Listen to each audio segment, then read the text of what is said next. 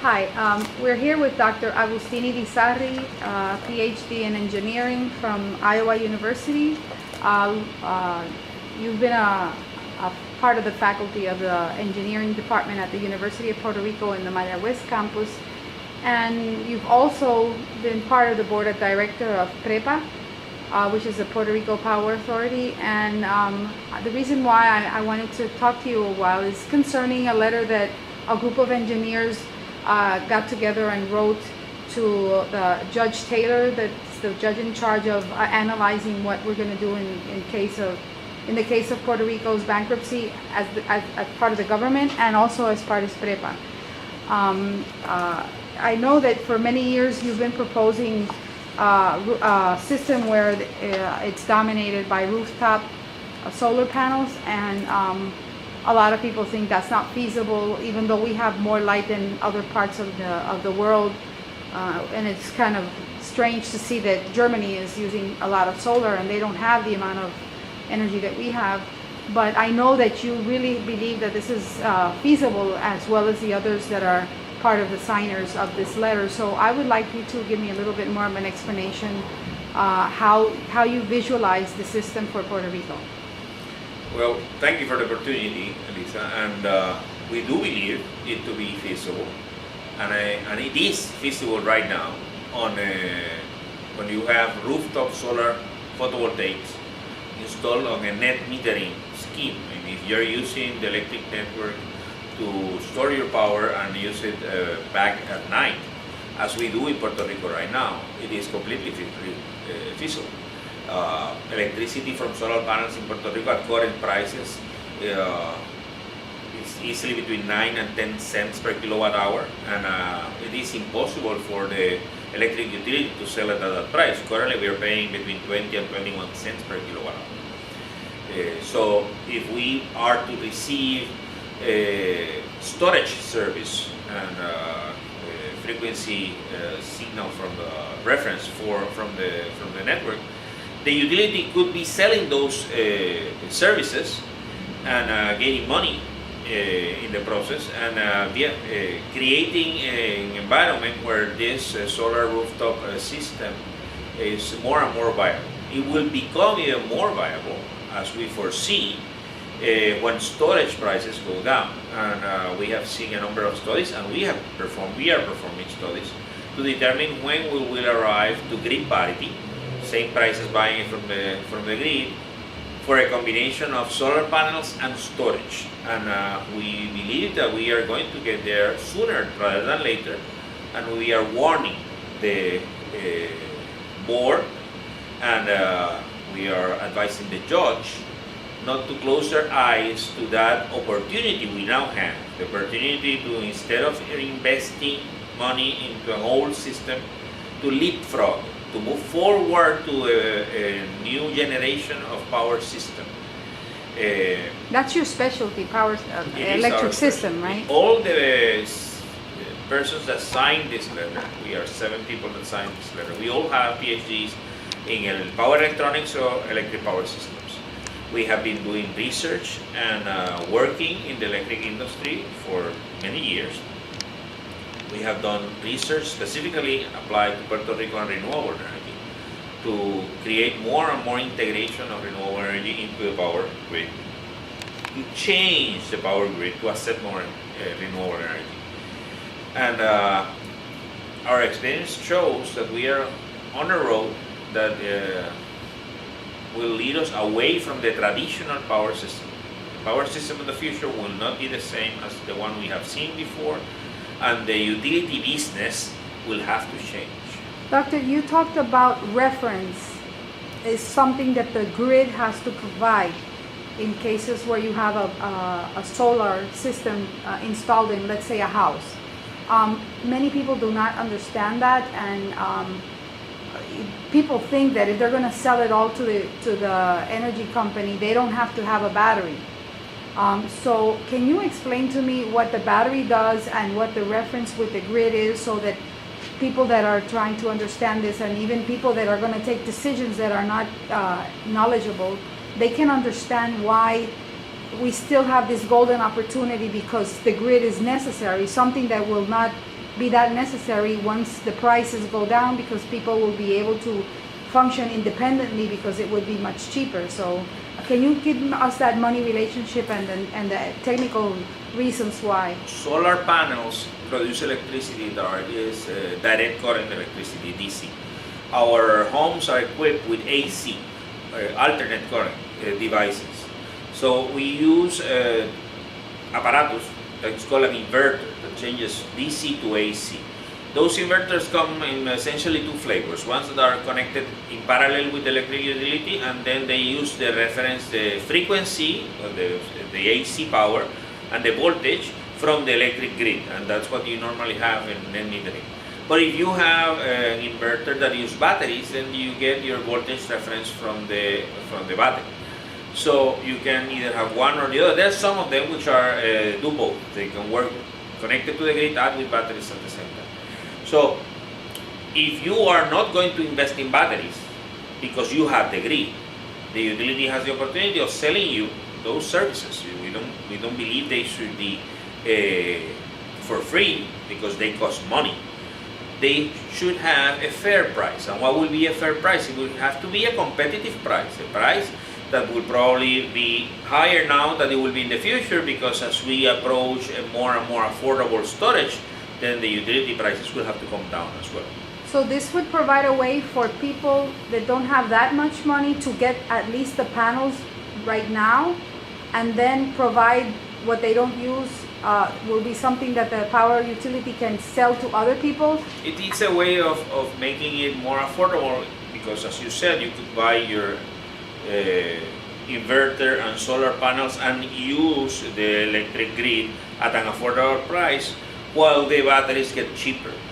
And it certainly will reduce the prices of the system. We will have more and more systems online, and we will reduce the dependence we currently have on fossil fuels. We don't have any fossil fuels, and despite that, we are still generating electricity. 98%, 99% of the electricity we consume. So we're always captive. Fuels. We're always captive of the international price of the coal, natural gas, and oil. So we can't really project anything with certainty, because that can change. The cost of those fossil fuels that we do not have here will always be a speculation market. So the only one that is stable in price is coal, but coal is very dirty. There is no such thing as clean coal. That doesn't exist. That's a catchy phrase to try to justify the use of coal. And we only have a coal plant, which we have a serious problem with ash right now. The deposit of ash in Puerto Rico has become a political problem. It is already a health problem, and it's already an environmental problem. We need to shut down that plant and convert it to gas, or simply shut it down and use more photovoltaic panels. Well, they have a farm of solar panels. Really? The company AES already decided not to make another carbon burning plant, and they have those panels there. So they even themselves know that it's a better alternative. It's a better alternative, but in Puerto Rico, the utility scale solar and wind we have installed, even though they're solar and wind are better than coal, are not being good for us in the sense of economics. The contracts that have been given, those that were built and those that were not built, many cases have price escalators. They start at a very high price. It's much cheaper to produce it in rooftop, and that's the reason we insist that we should have them in rooftops. Before we get into the viability of the rooftops as such, I would like to get into the contracts that were available or set in that, because it happens to be that you became part of the board of directors of PREPA while those contracts were supposed to come into effect, and there's been a lot of criticism concerning the fact that they were canceled, and I don't think that they gave enough explanation to why they have been canceled. And of course we have the political thing now, where people come on the radio or TV programs and say that the past administration does not believe in renewables and they cancel the contract. So we're behind because we didn't get those in set. So you were there specifically and you know, can you please explain me how horrible these contracts really were, and that they were never going to reduce the price? Because I think it's time that people understand that it's not that Puerto Rico doesn't want renewable energy, it's that the people that were behind these projects were going to, suck the whole economy through the contract. Can you? These were very profitable contracts for the developers. There were bad prices for Puerto Rico. I mean, they were expensive. It was expensive renewable energy. That was what it was. It was expensive renewable energy. And the amount of contracts that were giving away, like candy, were more in megawatts in terms of capacity, more than the grid could reliably accept. I mean, if you were to try to put all that large-scale renewable energy on the island, it would create reliability problems for the grid. We have studied this here, and there were a number of other studies. Some of them were commissioned by PREPA that show that. This is different again from solar rooftop, because in distributed energy, and you can integrate more renewable energy in the form of distributed energy, because the grid accepts that energy in an easier way. It's closer to the load, to the consumption point, so it doesn't have to travel to the grid, and less of it gets injected into the grid because it's being consumed at the local consumption point. So it's you can integrate it in a more efficient, in a simpler manner. So these contracts that were canceled, many of them were canceled essentially because the contracting party, the developers, never developed their solar farm or wind farm. They didn't have the financial capability. Some of them did not have the technical capability to develop these contracts. Some of them were used for speculation. Once they got the contract, they turn around and try to sell this contract to someone else that will pay a premium to get a contract, and then perhaps they will be able to generate the solar farm or the wind farm, but then the prices were not good for us. And they had parts of the contracts had issues that they were going to be allowed to increase the price every year, or there was an escalator. And you could argue that you can put an escalator on maintenance, maybe, because that's related to the cost of life. I mean, that increases. But why will you put an escalator in capital associated with buying the equipment, the actual equipment? I mean, there's no reason to put an escalator on that. In fact, there is a reason to put a negative escalator, a declining price, because you are already paying for the capital expense at the early stages of the contract, and then you should be able to decline your price, not to increase your price. So the argument toward an escalator was very weak, and nonetheless it was approved by a board of directors in PREPA, and the contracts were given away. Eventually that was revised, and I would say that the vast majority of those contracts never came into place, not because they were arbitrarily canceled by the next board. It was because the developers never developed the park, and they did have deadlines. They had to develop these parks within a certain time frame, and they did not. Well, one of the things that is argued is the fact that Puerto Rico has a high energy per kilowatt, and that supposedly is a reason why we are not competitive for business. And at one point, I think the highest we have ever gone is to like 28 cents. It was about between 2000, 29 cents, close to 30 cents. Yeah. Right. It probably was before 2011, 12. Yeah. And with the contracts, PREPA was going to be buying this electricity at least at 16, 17 cents. And then my surprise was when I found out that they were going to take it, let's say, to the gate of their property. And then PREPA had to build something out of the gate, because they weren't even in charge of transmission lines. Building the transmission equipment necessary so that it would be able to enter the grid. So PREPA was going to have to come into an expense to put that in place, and also then maintain the distribution lines, which would make it almost impossible to go down on the price that we were paying at that time. Yeah. And it's not feasible now either, because now the price is down to like around 21 cents per kilowatt. So anything that is over 16 cents is, and then with an escalating possibility, we're never going to be able to remain lower than 21. Yeah. Well, the way the contracts were structured, you will get something like 15 cents per kilowatt hour from the solar developers, say, and then we will escalate, so it will eventually become 20, 26, 27 cents per kilowatt hour. And on top of that, you have to add the cost of the grid and the cost of the utility to service the system and provide customer support and billing and all that. So, contrary to what was publicly promised, those were not contracts to lower the price of electricity. We have now, it's public.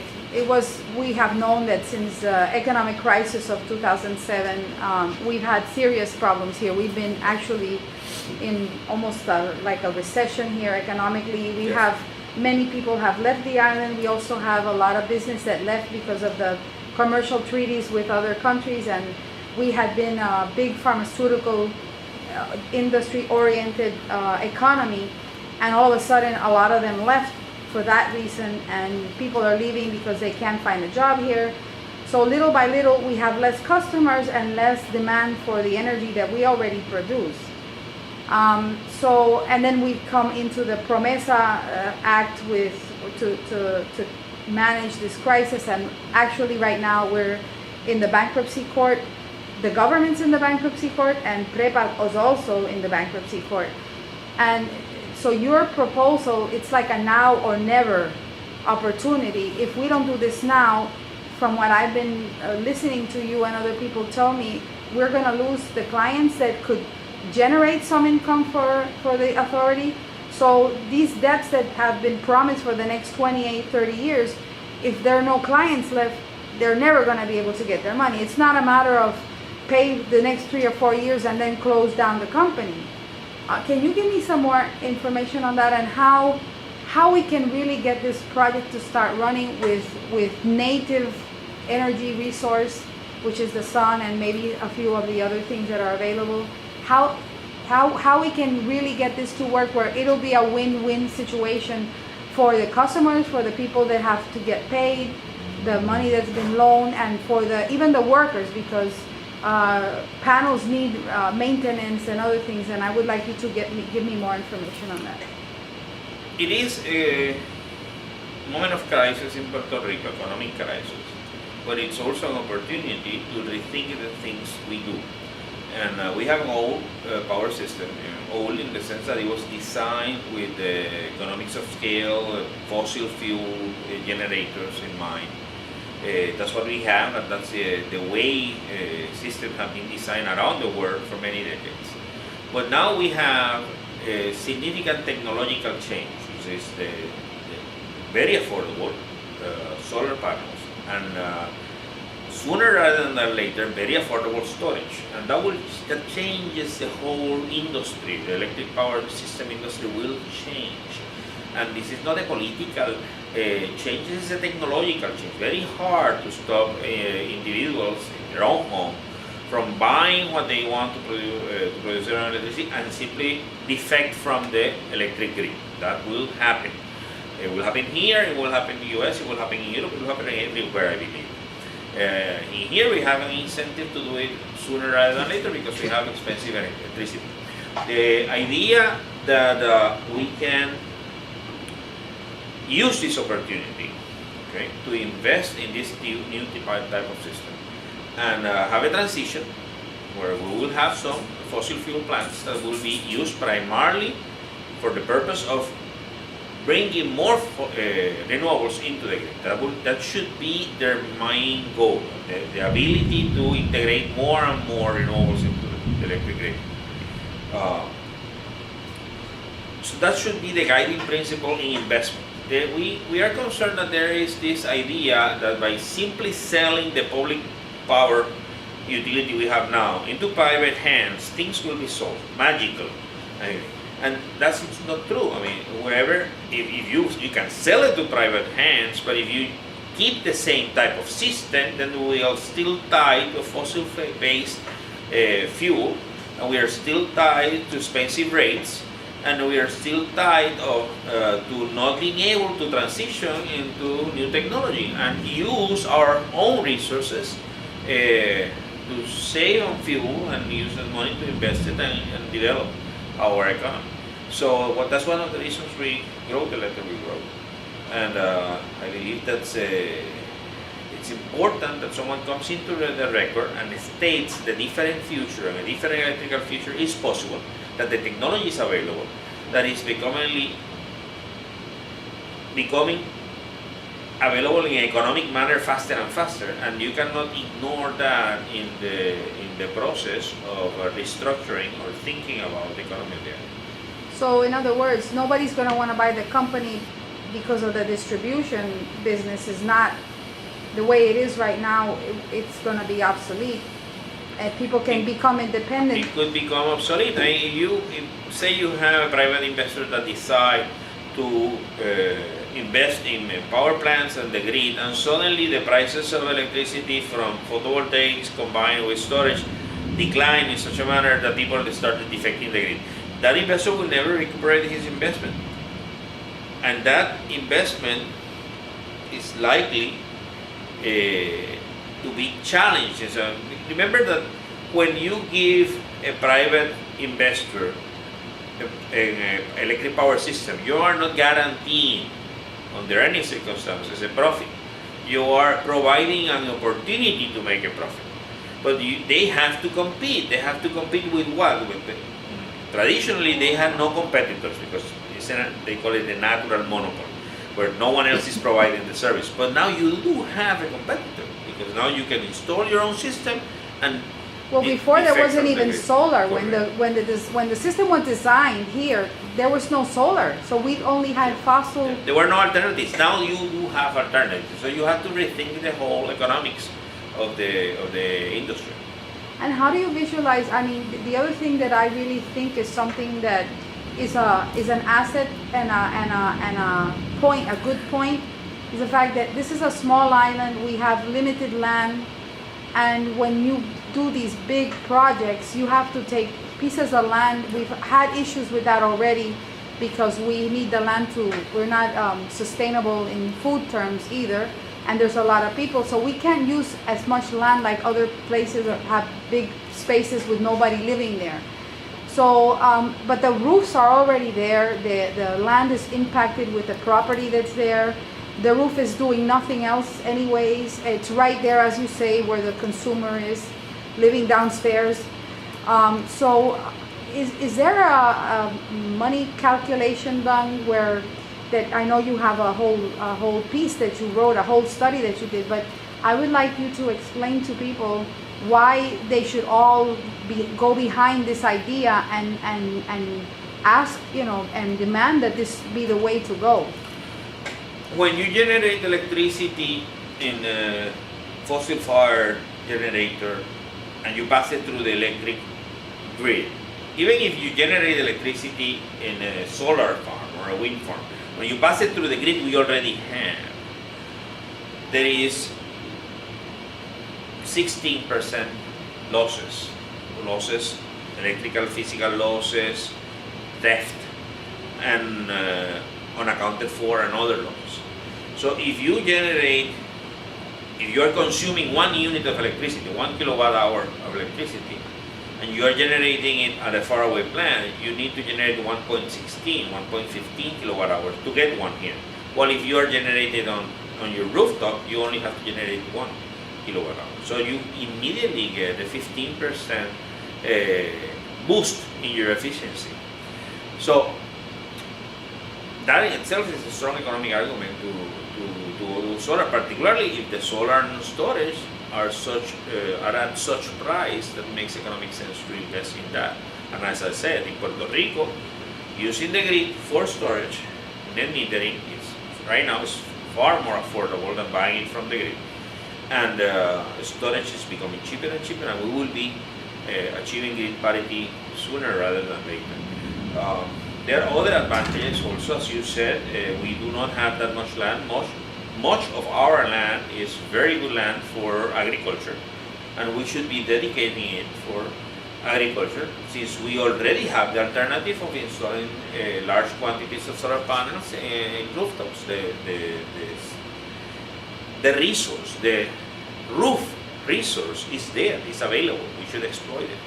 So when we're looking for private investment to come into the power authority because we don't have our own funds, it would be wise for them to invest in a way that the power authority, the Puerto Rico Power Authority, could actually provide the solar panels as the option for them having generation, energy generation, and start like on the rooftops versus these big farms that are going to cause other situations. A partnership with a private investor could be achieved, I think, if the utility decides to act and be part of the solar photovoltaic technology, because PREPA so far simply has denied itself the opportunity to be part of this industry.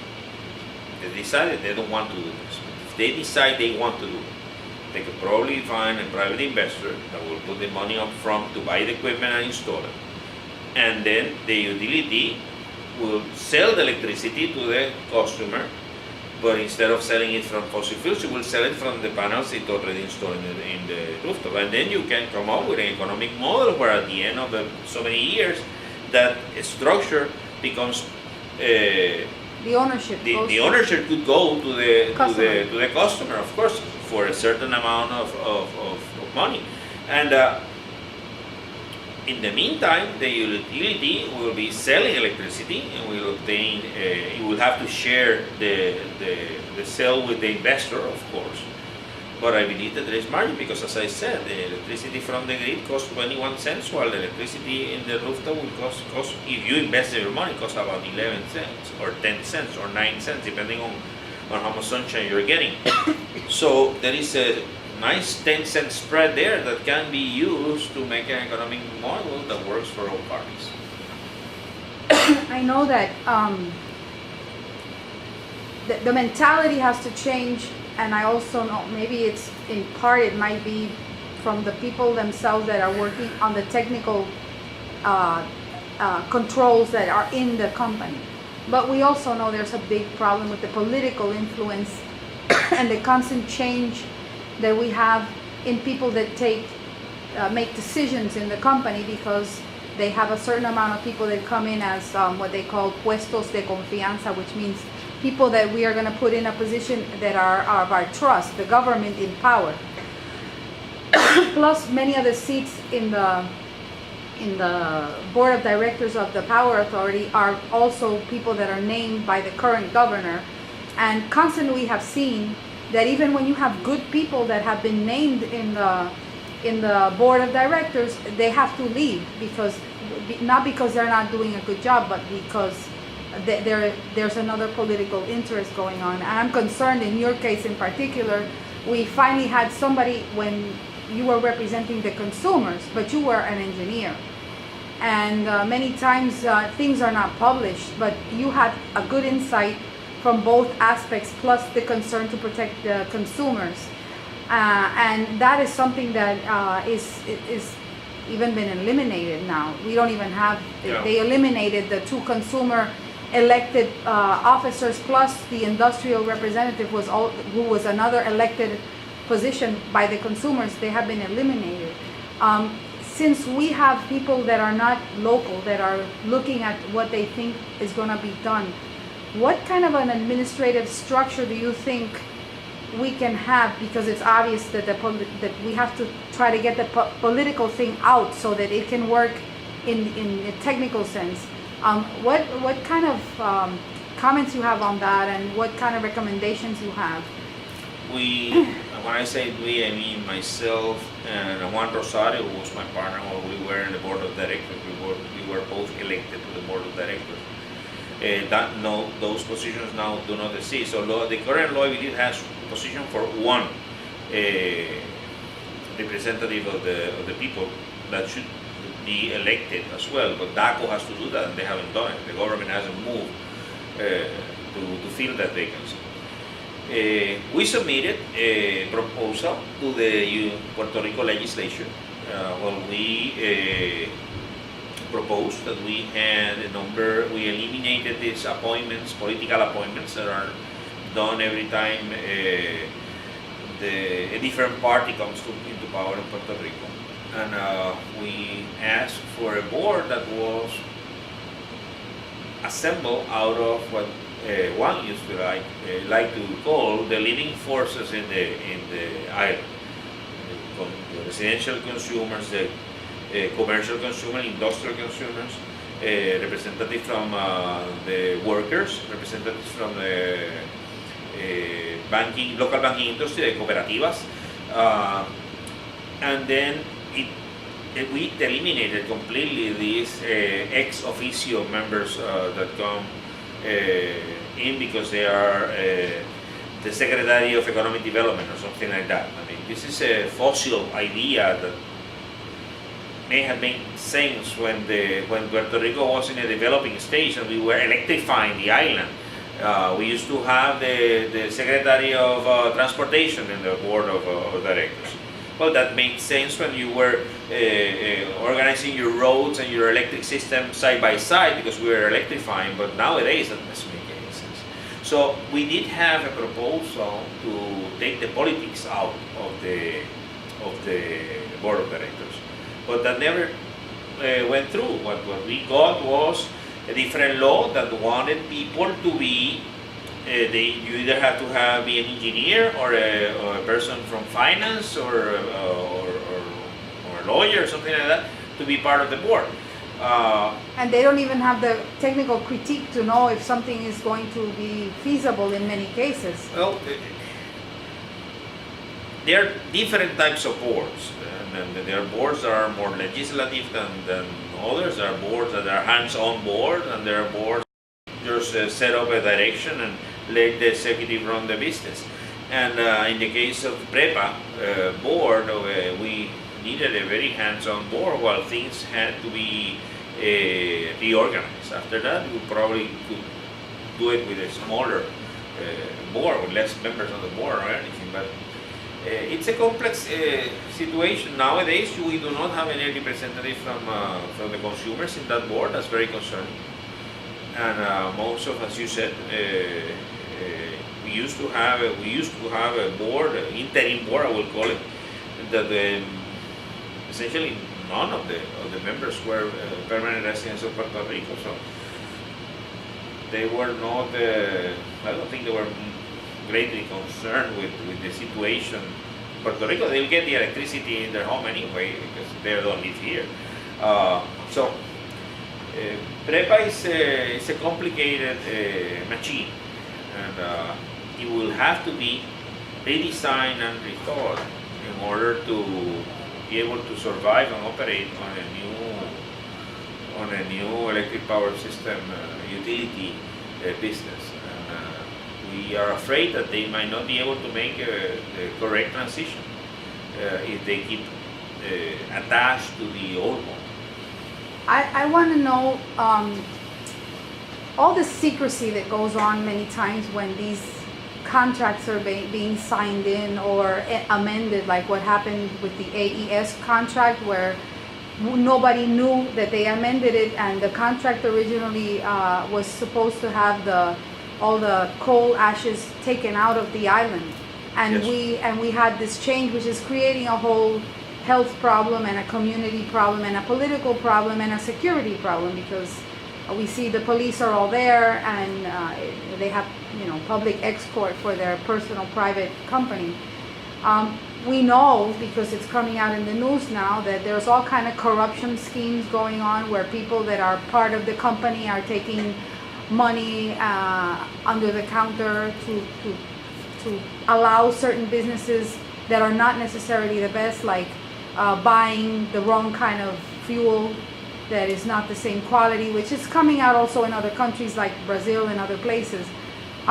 Do you think that there is a way to run the public corporation in such a way that the information is out so that it's easy to monitor and people will behave? Is that a, because I know that in a private company you can't expect that, but when you have a public corporation, if it's run correctly and everybody has their fiduciary, how do you say that, fiduciary responsibility, which you had when you were there, and they would be demand that it be complied with, and everybody could see, do you think that would make a difference in the way that the company handles itself? You need both. You need a business environment where people are accountable and where they submit reports and show what is going on. You can put a lot of information on the internet. You can transmit the meetings of the board and other meetings on the internet. You need that, but you also need the rethinking of the utility business. You need both, and that would be a hard situation to implement because not many people, even those that have been working at the utility for a long time, have this vision of what the future could be, and we will need some time for transitioning. Wasn't that what happened with your proposal, that you had something structured and it went to the legislature and they didn't have the knowledge to evaluate, and they didn't have the interest either, because I remember at the time they took away the committee that was dealing with energy affairs and gave it to somebody else, and they put in something different. There was not there was no political will to make the change. I believe that was the major problem at the time. Okay. So I think this is we can end this for now, because I think we have a lot of information. Hopefully we'll have the judge, you all sent a certain amount of information for her, and I think that the message is clear that we do have the professional people here, that we don't need a syndicate. That's the other final thing I wanted you to tell me, if you thought that would make any difference in solving the problem, as directing PREPA in the right direction or not. Well, it's the bondholders have always had the capability of requesting from a judge, from a tribunal, that they want a syndico appointed, someone that will replace the management and will hike the rates so that they can get paid their bonds. That's always been available to them. They didn't want to implement that option. Apparently they want to do it now. Mm-hmm. And maybe the judge will allow that. The thing is that this action will probably lead to increasing in electricity prices for the sake of paying the bondholders. But that will only accelerate what we are predicting, that the prices will go up and it will be more affordable to buy storage and photovoltaics and get off the grid, and then that's a death spiral. So if I don't foresee that the solution will take us to the new type of electric system we need. And if we get local people, the right kind of people, we can solve the problem. I believe so. Okay, well, thank you so much, Dr. Irrizarry.